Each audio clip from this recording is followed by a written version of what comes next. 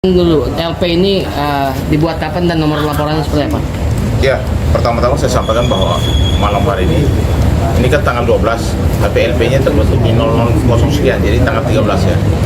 Bahwa malam ini kami bersama korbannya 2 orang, Bang Sunan Kalijaga dan Pak BNP sendiri, bahwa kejadian yang tadi di TV One berimbasnya di laporan polisi.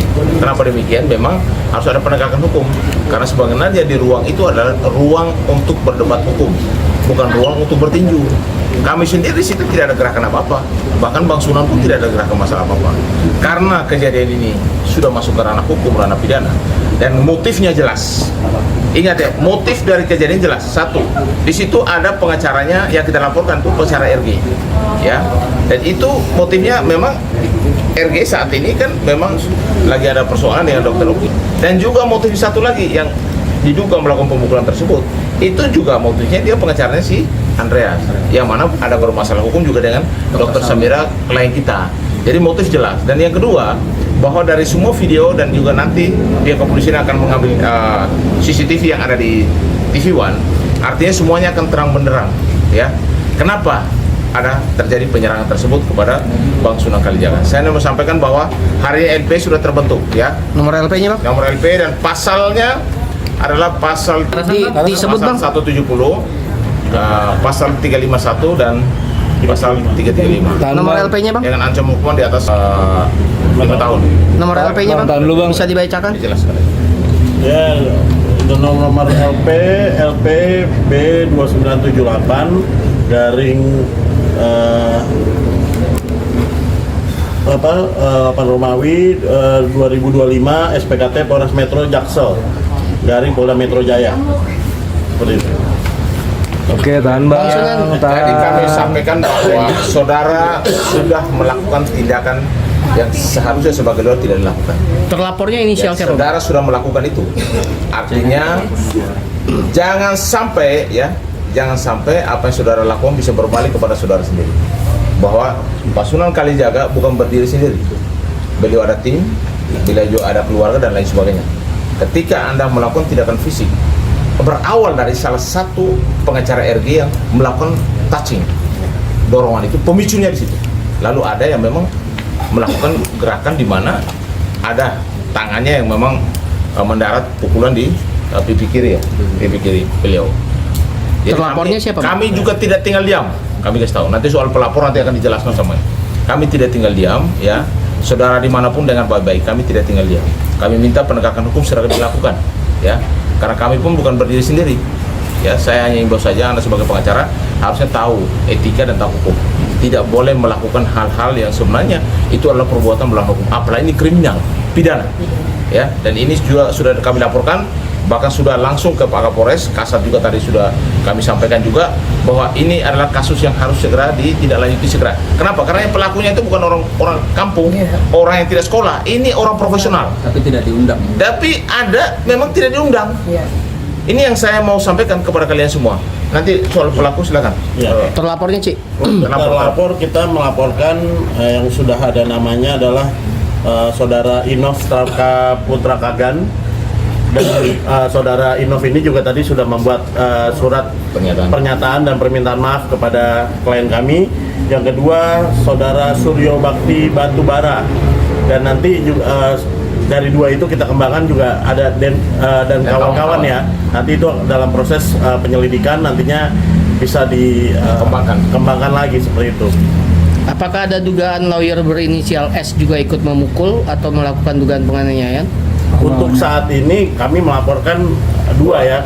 Tapi di situ kan kita juga ada DKK yang nantinya dalam proses penyelidikan bisa nanti dikembangkan oleh tim penyidik Polres Jakarta Selatan begitu. Artinya saudara berani berbuat, berani bertanggung jawab.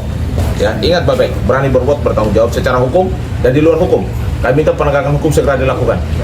Karena kami juga tidak mungkin tinggal diam melihat Bang Sunan Kalijaga, tim kami, ketua kami akan terjadi penyerangan yang seharusnya tidak dilakukan oleh orang-orang yang profesional yang berada di ruang debat, bukan ruang tinju. Itu model-model begitu. Kalau di ruang tinju itu gua hajar satu kali itu pasti tumbang itu.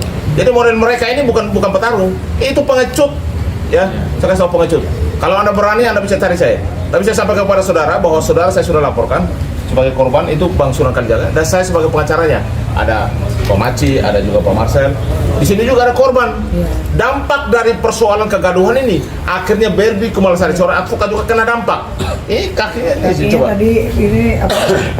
Kukunya Kuku terlepas sampai Lihat berdarah. Kak, Kak, Itu dampak dari kegaduhan yang terjadi. Yang dilakukan oleh orang profesional. Ya.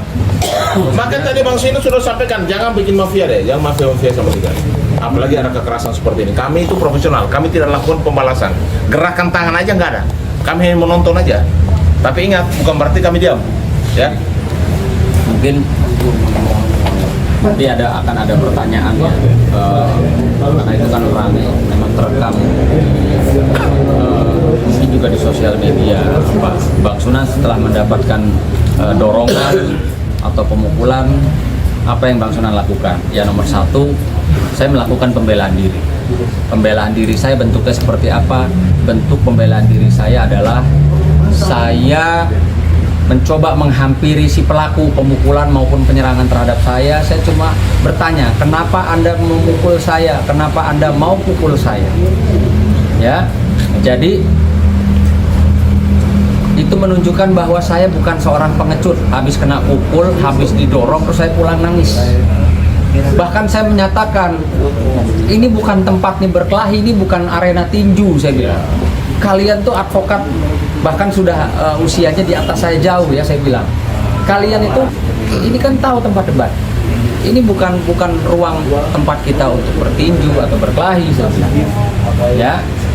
Tapi lain cerita, kalau memang kalian menginginkan itu, ya jangan di sini juga, saya bilang. Kalau mau baku hantam, baku pukul, ya jangan di sini, saya bilang. Gitu loh. Jadi nanti akan terlihat juga mungkin di CCTV kenapa saya lari sana lari sini, karena saya pengen ketemu, pengen menanyakan sama si pelaku, kenapa Anda nyerang dorong saya, mau pukul saya. Lalu pelaku kedua, kenapa Anda pukul saya? Jadi itu upaya daripada bela diri saya. Saya tidak melakukan gerakan untuk memukul dia, saya tidak melakukan pemukulan terhadap mereka yang sudah menyerang saya. Itu. Bang Sunan, tadi sempat ada obrolan sedikit kalau sebelumnya Bang Sunan menghampiri pihak sebelah untuk salaman, kalau nggak salah. Memang kan etikanya, setelah ruang debat itu etikanya adalah ya bersalaman ya. Datang satu-satu. Tadi setelah saya bersalaman dengan Bang Fahmi, lalu terekam jelas kok saya datang dengan jalan santai menghampiri kuasa hukum dari DRG. Ya, yang saya mau tanya, Abang ada masalah apa dengan saya? Abang keberatan di mana sama saya? Tadi di debat itu loh. Di debat, ya kan? Karena di akhir penutupan debat si Pak Anus ini kayak nggak terima sama saya. Kamu nih gini dah. Makanya selesai debat, sudah selesai acara, ya saya namanya ya junior ya. Kalau saya lihat umur mungkin dia di atas saya. Saya sebagai junior saya nyamperin, Abang ada masalah apa? Abang ada keberatan apa sama saya? Nah baru kita omong begitu, lalu si pengacaranya DRG yang kayaknya paling tua ya. Si terlapor ini menghampiri saya dan langsung dorong, bahkan mau pukul saya. Ada gerakan mau mukul. Gerakan mukul depan mata saya, kok dia mau pukul saya begini. Lalu saya menghindar. Artinya ya sangat saya sayangkan lah ya sebagai advokat, sebagai yang senior mungkin di atas kami, itu mencontohkan hal-hal seperti itu, melakukan penyerangan, melakukan pemukulan. Saya harus katakan bahwa ini para pelaku terlapor adalah berprofesi sebagai seorang advokat, yang dimana harusnya menjaga kita sesama rekan, ya, sesama profesi itu tidak melakukan upaya seperti itu. Makanya kami juga akan cari tahu mereka ini ya menginduk di organisasi mana. Apakah Pradi Bang Oto? Nanti saya lapor sama Bang Oto. Apakah di KAI Ibu Mia Lubis? Saya akan lapor bahwa ini orang-orang seperti ini tidak pantas, ya, tidak pantas. Artinya mengemban sebagai seorang pengacara yang profesional, gitu loh. Jadi pasti selain dari laporan polisi, nanti para kuasa hukum saya juga akan mencari tahu di mana dia organisasi tempat dia bernaung, dan kami akan laporkan. Ya, gitu. Oke, cukup. Cukup Bang. Oke, cukup Bang. Terima kasih. Terima kasih Bang.